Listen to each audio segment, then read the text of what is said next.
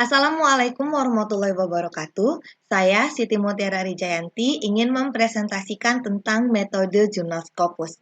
Artikel yang saya ambil untuk dianalisis metodenya berjudul Effect of Heat Treatment on the Color Change and Dimensional Stability of Gmelina arborea and Melia azedara Woods. Artikel tersebut diterbitkan pada jurnal berjudul I3S Web of Conference 68 pada tahun 2018. Artikel tersebut ditulis oleh Wahyu Hidayat, Fauzi Febrianto, Diantara Darsan Parusatama, dan Namhoon Kim.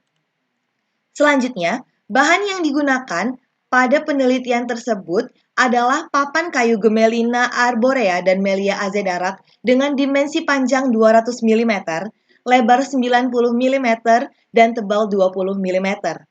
Papan yang digunakan sebagai sampel adalah papan yang telah terseleksi dengan serat yang lurus dan bebas dari cacat kayu. Papan tersebut lalu dikering udarakan pada suhu 25 derajat Celcius dan kelembapan relatif 70-80%, sehingga papan tersebut mencapai kadar air kesetimbangan atau IMC.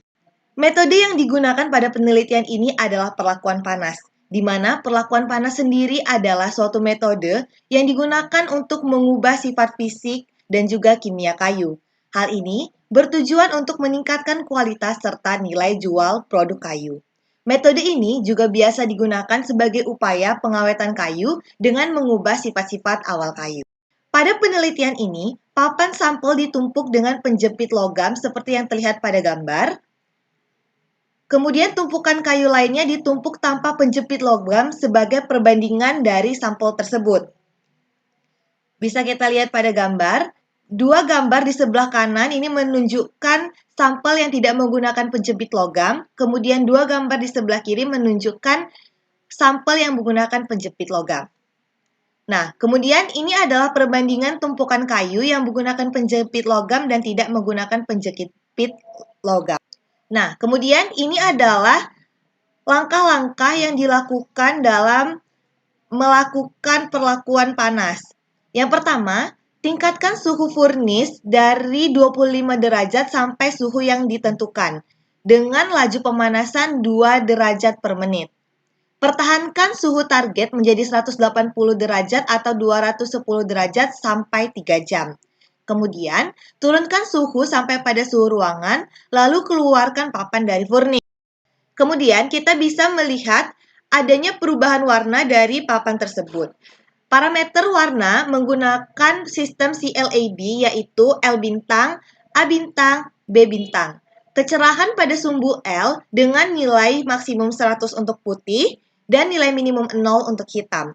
Parameter A bintang dengan nilai positif mengindikasikan warna merah, sedangkan dengan nilai negatif mengindikasikan warna hijau.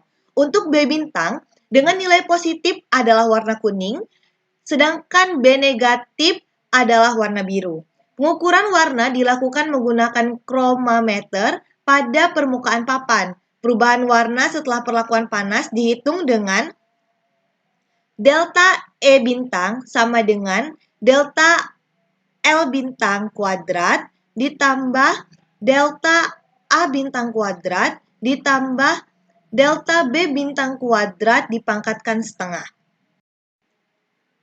Untuk sifat fisik dan stabilitas dimensi, parameter-parameter yang diukur adalah kehilangan berat, WL, penyusutan volume, VS, kerapatan, IMC, dan uji daya serap air.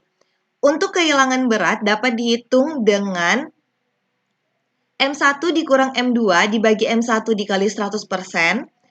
Untuk penyusutan volume dapat dihitung dengan V1 dikurang V2 dibagi V1 dikali 100%. Kerapatan dihitung dengan menggunakan berat dan volume sampel dalam kering tanur.